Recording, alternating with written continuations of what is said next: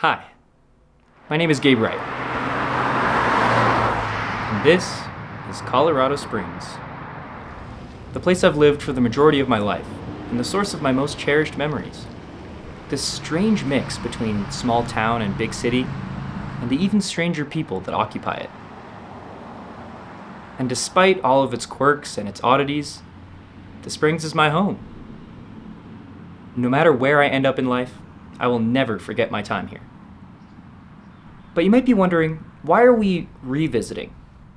What histories are being explored again? Because when I think of oral histories of Colorado Springs, the first thing that comes to mind is my house. This creaky, modern Victorian structure that was built at the turn of the 20th century. Patty Jewett, the golf course just down the street from my house and next to my old elementary school, which has been around since 1898. The old North End, blocks and blocks of beautiful houses that make up the historical residencies of Colorado Springs. And how could we forget the great William J. Palmer, whose name is plastered on every corner imaginable, the righteous pioneer who founded this city on his own two bare hands. Right? See, there's a crucial problem with all of these tales. The problem is that none of them have changed. Patty Jewett looks almost identical to its opening at the beginning of the 20th century. Palmer's statue still reigns tall on one of the worst intersections of downtown. And besides adding a new coat of paint, my house hasn't changed much either. There's nothing to revisit here because the story has stayed the same. What came about through imperialistic gains and a lone prospector in the mid-1800s is still here. Sometimes frozen in time. And because of this wonderfully sheltered community, the flourishing and regrettably very white neighborhood that I was brought up in, I hadn't ventured much past downtown, through the motel paradise that is South Nevada, and across the train tracks where coal travels to and fro, horns echoing throughout the city. Until now.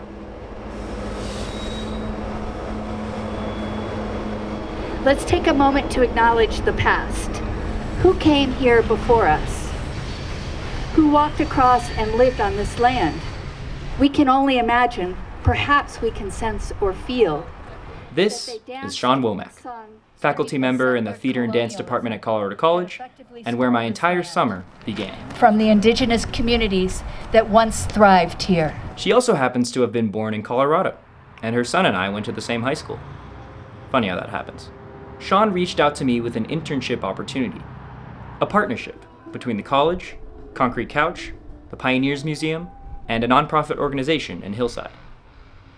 The mission? To uncover the oral histories and legacies of pillars of the Colorado Springs community, to begin chiseling away at the master narrative of my city. And here, at Concrete Coyote, one of the most eclectic cultural hotspots of the city that rests along the train tracks, is a part of the revisiting of these histories. I just will not accept the things you said I cannot change. Acceptance is a treaty I will not honor. I learned it best from the people who used their hollow voices to remind me to remember. I am not angry. I just grew into my spirit. I can no longer make myself smaller to fit into a gentrified point of view. I am not angry, but I am fighting back. But all since you've ever known is violence. How do I ever expect any of you to know the difference? What I'm asking you is to see the missing, see the murdered, to see me. And I am no longer asking you, I am telling you, because we are fucking running out of time. Thank you.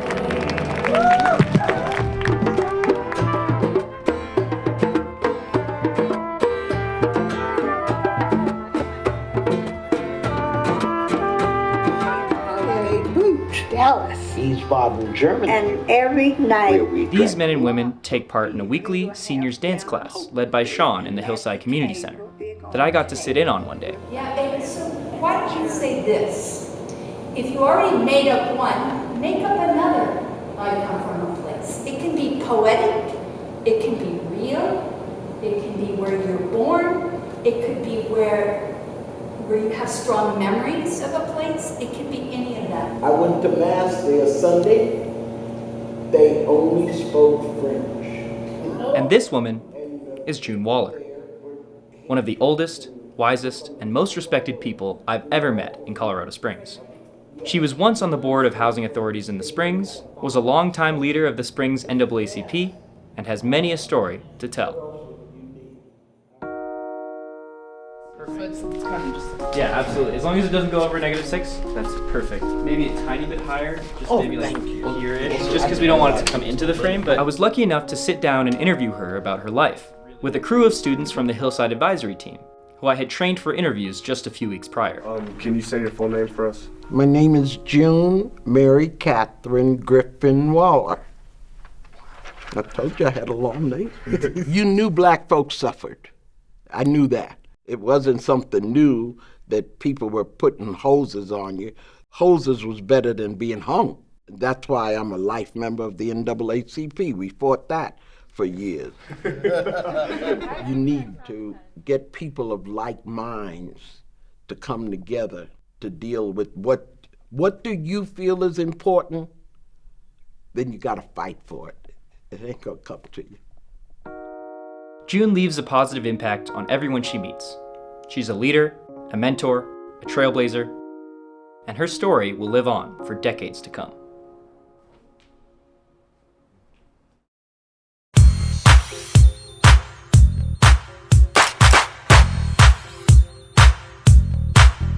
But actually, this wasn't the first time I had met June. Everybody clap your hands. Clap, clap, clap, clap your hands. In fact, at almost every single event I had been to this summer, she was there, spreading her infinite love and wisdom, including this one, the Southern Colorado Juneteenth Festival.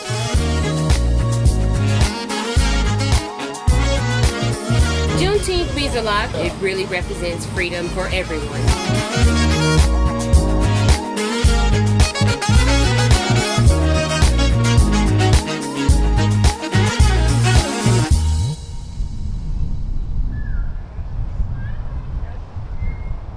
Like this right here, you got to go backwards. Mm-hmm. Like teen night backwards. You push reach the the kids, to them. Yeah. and then the kids is gonna be the ones that saying, "I want to go, I want to go, I want to go, I want to go." This is DeAndre Smith, co-owner of the nonprofit organization Onebody ENT with his wife Jen, and the person that would become my mentor for the summer. But I'm just saying, like, basic.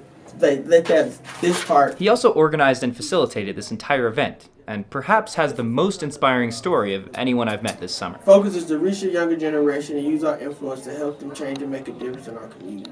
One of my very first interactions with Dee was right here, at the Hillside Community Center, which he also helps facilitate. Just let the music play. We're hand in hand, just to trust, and now we're face to face. Dee's nonprofit rests in K-Land, a section of the Hillside neighborhood in Colorado Springs. Through Onebody, Dee founded the group aptly named Men of Influence, whose mission is to build lines of communication between groups of gang members in the Springs. One of my homeboys just got out after doing 20 years. 3 months after him getting out, one of his sons got killed. 1 o'clock in the morning. I walk in the living room, holes all over the wall. This is real. It's not just me. It's all of us. There's bad blood between the homies. There's bad blood between 4-5. There's bad blood between 8-1. There's bad blood between all the sets out here. It was kind of intense in there that first day. Everybody's on edge like me. We don't know what's gonna happen. We can open up the lines of communication between the different gangs in the Springs. We can at least do that because we know each other or we're meeting each other and we can build relationships with each other. Maybe squash some stuff before somebody gets killed or sent to prison for life.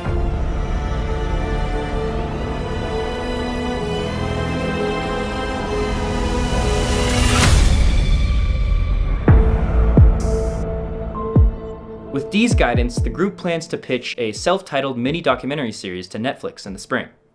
And thanks to him, I was behind the camera for some of our first interview shoots. Because we're going to put words out to people we know, which is most likely other gang members, you know what I'm saying? But we need like families telling their aunts and their moms and their grandmas and shit. In order for this MOI thing to work is everybody got to drop their flag.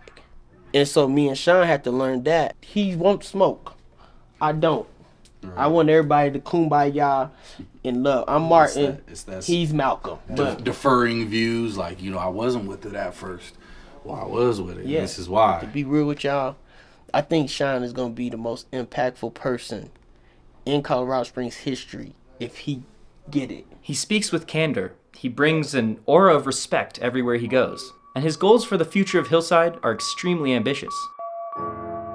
But most importantly, D is a stellar example of the tremendous leadership that lives within this community, and all the work still to be done. And even though my summer may be over, D's story is just beginning. And I hope to be by his side with a camera every step of the way.